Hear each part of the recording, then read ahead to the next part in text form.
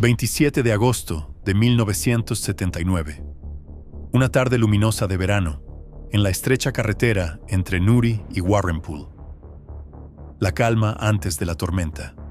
Un convoy de paracaidistas británicos avanzaba junto al castillo de Narrow Water, sin saber que la Brigada Sur del Aire Provisional había convertido aquel camino en un campo de muerte.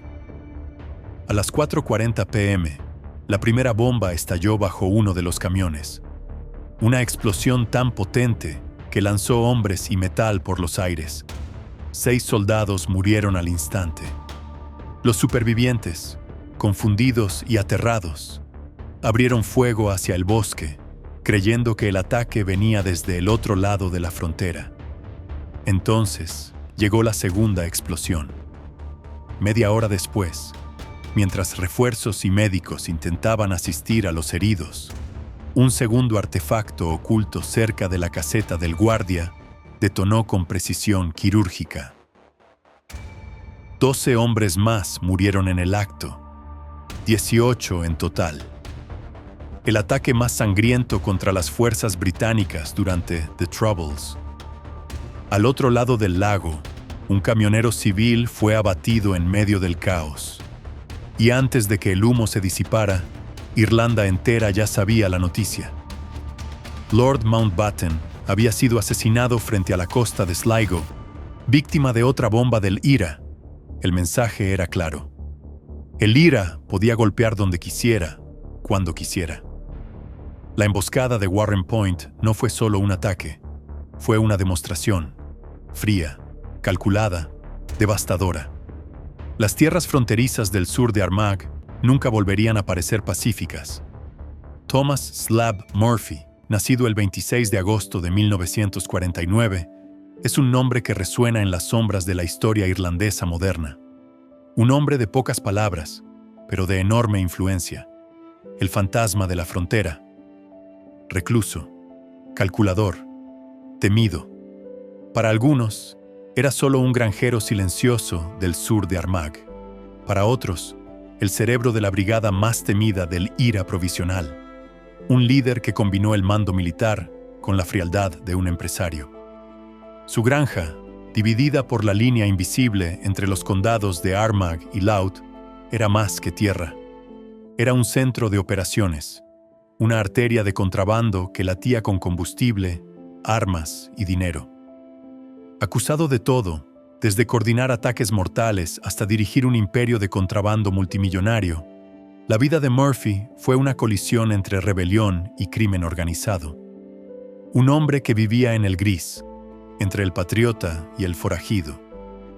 Thomas Murphy creció en una Irlanda dividida, donde la política se mezclaba con la vida diaria y la rebelión se respiraba como el aire.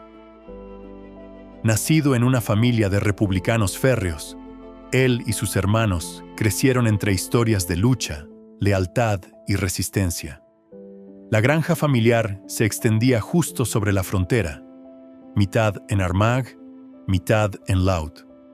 No era solo un hogar, era una ventaja, una ruta de escape, un escondite perfecto. Los Murphy eran comerciantes de ganado, conocidos localmente como The Slabs, un apodo que acompañaría a Thomas toda su vida.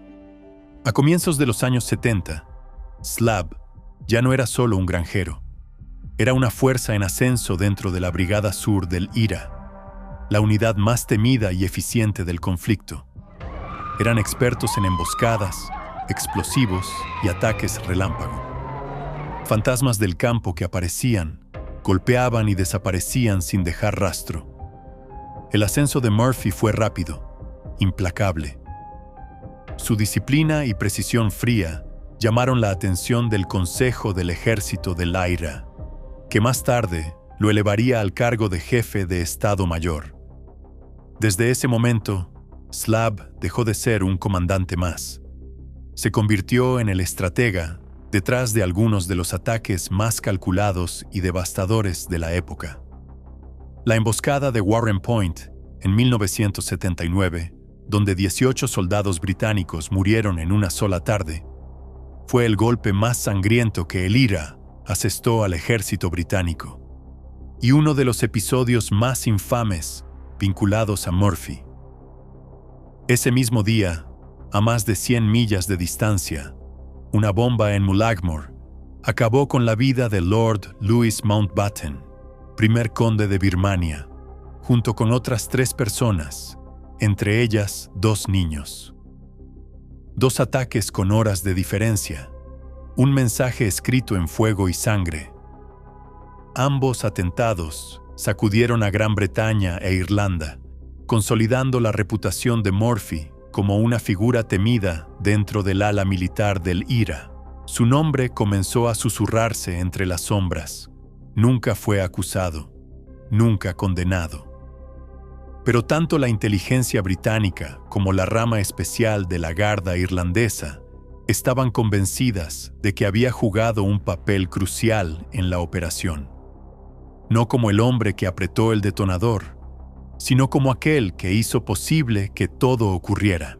Para entonces, se creía que Murphy era el comandante de facto de la Brigada Sur del IRA, el hombre que aprobaba o coordinaba las operaciones más arriesgadas, supervisaba el movimiento de armas y explosivos, gestionaba casas seguras y rutas de escape que permitían a los voluntarios atacar en Irlanda del Norte y desaparecer hacia la República en cuestión de minutos. La emboscada de Warren Point, con su precisión, sus explosiones encadenadas y el aprovechamiento perfecto de la frontera, mostraba el sello inconfundible de la Brigada Sur: disciplina y planificación. Una firma que muchos atribuían directamente al control organizativo de Murphy. Fuentes de inteligencia afirmaban que su red logística había suministrado los explosivos, probablemente almacenados o transportados a través de granjas bajo su control, cerca de Crossmaglen. Durante la década de 1980, la influencia de Thomas Slab Murphy se extendió mucho más allá de las fronteras del sur de Armagh. Para entonces, se creía que era el jefe de Estado Mayor del IRA, el hombre que movía los hilos en silencio mientras las bombas sacudían Londres, Belfast y más allá. Pero el verdadero poder de Murphy no estaba en las explosiones, estaba en las líneas de suministro. Los informes de inteligencia lo situaban en el centro de una de las operaciones más audaces del IRA, la conexión libia de armas. Envíos de fusiles, explosivos e incluso misiles tierra-aire cruzaban el Mediterráneo rumbo a las costas irlandesas. Uno de los capitanes, Adrian Hopkins, testificaría más tarde que Murphy se reunió personalmente con un agente libio en Grecia, coordinando el traslado y supervisando la descarga de las armas al llegar a Irlanda. Fue una operación colosal, toneladas de municiones contrabandeadas bajo la mirada ciega de la inteligencia occidental, y confirmó lo que muchos ya sospechaban. Thomas Slab Murphy no era solo un comandante, era el intendente, el estratega y el banquero del IRA, el hombre que mantenía viva la maquinaria de la guerra. Muy pronto, el nombre de Thomas Slab Murphy dejó de escucharse solo en los bares de la frontera o en los informes de inteligencia. Había llegado a las portadas. En 1987, el Sunday Times lo acusó de ser el cerebro detrás de las campañas de atentados del IRA en Gran Bretaña. Para Murphy, aquello fue demasiado.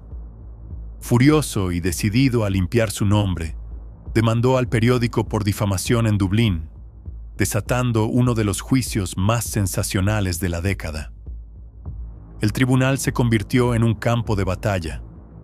De un lado, el granjero solitario de la frontera. Del otro, el peso de la inteligencia británica e irlandesa, periodistas y exparamilitares. Las apuestas no podían ser más altas. Una victoria redimiría su reputación. Una derrota lo marcaría como aquello que siempre negó ser. El veredicto cayó en su contra. Luego fue anulado en apelación, solo para terminar nuevamente en derrota al concluir el nuevo juicio. Durante ese proceso, la lista de testigos parecía extraída del corazón más oscuro del conflicto. Antiguos miembros del IRA, como Sean O'Callaghan y Aidan Collins, junto a oficiales de la Garda, agentes de aduanas y soldados británicos. Todos testificaron contra él. Por primera vez, la figura enigmática de Slab Murphy fue arrastrada hacia la luz, y lo que el mundo vio solo aumentó su leyenda.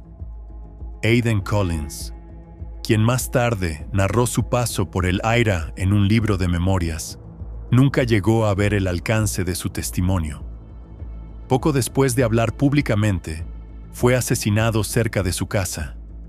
Un crimen que muchos interpretaron como venganza por haber testificado contra Murphy. A pesar de sus vehementes negaciones, el jurado fue contundente. Lo declararon comandante del IRA y contrabandista. El fallo destrozó su imagen pública y le arrebató la poca anonimidad que le quedaba. El Sunday Times no retrocedió. Al contrario, redobló su ofensiva. Publicó nuevas acusaciones basadas en el testimonio de Adrian Hopkins, el capitán que transportó armas desde Libia, quien detalló el supuesto papel de Murphy en la coordinación de aquellos envíos. Cuando el polvo finalmente se asentó, el juicio había desnudado las capas del mundo secreto de Murphy. Lo que emergió no fue el tranquilo granjero del sur de Armagh, sino un hombre retratado como militante y jefe criminal, una figura cuya sombra se extendía sobre cada arma, cada bomba, cada trato en la frontera irlandesa. A medida que crecían los rumores sobre su papel dentro del IRA, comenzó a surgir otra historia, una que lo mostraba no solo como comandante, sino como un auténtico rey del contrabando. Su granja, situada justo en la línea que separa Irlanda del norte de la República, era mucho más que tierra y ganado. Era el corazón de un imperio ilegal que operaba a ambos lados de la frontera. En 2005, las autoridades de ambos países actuaron. La British Assets Recovery Agency y la Criminal Assets Bureau de Irlanda lanzaron redadas coordinadas en negocios vinculados a Murphy. Una operación conjunta sin precedentes. Lo que encontraron fue asombroso. Una red que movía combustible, tabaco, ganado y grano a través de una maraña de empresas aparentemente legítimas. La lista Underworld Rich List de la BBC estimó su fortuna en 4 millones de libras, gran parte de ella construida desde las sombras. Entre los hallazgos, los agentes descubrieron una cámara subterránea construida especialmente cerca de su hogar, que según los rumores, había sido utilizada por el IRA para interrogatorios. Solo sirvió para alimentar el mito que lo rodeaba. El granjero que también era general, contrabandista, fantasma. Murphy contraatacó con una rara declaración pública. Negó todo: el contrabando, los vínculos criminales, las acusaciones. Afirmó ser un simple agricultor, obligado a vender sus tierras para pagar los costes legales de su fallido juicio por difamación. Pero pocos le creyeron. Las redadas habían incautado camiones cisterna, escopetas, cigarrillos y casi 1 millón de euros en efectivo. Para el público, ya no quedaban dudas. Aquel no era un granjero cualquiera. Mientras su presunta implicación en las operaciones militares del IRA seguía bajo la lupa, su nombre se asociaba cada vez más a un vasto imperio de contrabando.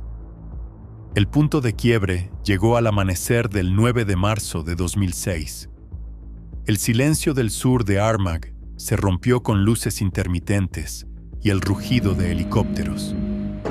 En una operación conjunta sin precedentes, policías, soldados y agentes de aduanas de ambos lados de la frontera descendieron sobre las tierras de Murphy. El golpe fue directo al corazón de su imperio. Fue una de las mayores operaciones transfronterizas de la historia moderna de Irlanda. Y su magnitud decía todo sobre el hombre al que perseguían.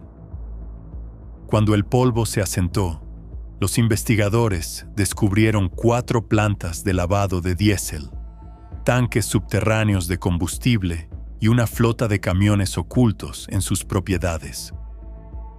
Confiscaron computadoras, documentos y dinero en efectivo, las entrañas de una maquinaria de contrabando que llevaba décadas operando. Pero las redadas no solo golpearon el negocio de Murphy, sacudieron la política irlandesa. Mientras los titulares estallaban, el presidente del Sinn Féin, Gerry Adams, salió en su defensa. Tom Murphy no es un criminal, es un buen republicano y un partidario clave de la estrategia de paz del Sinn Féin. Sus palabras encendieron una tormenta. Arlene Foster, entonces primera ministra, respondió sin rodeos. Murphy era exactamente lo que su reputación en el sur de Armagh decía que era: un criminal.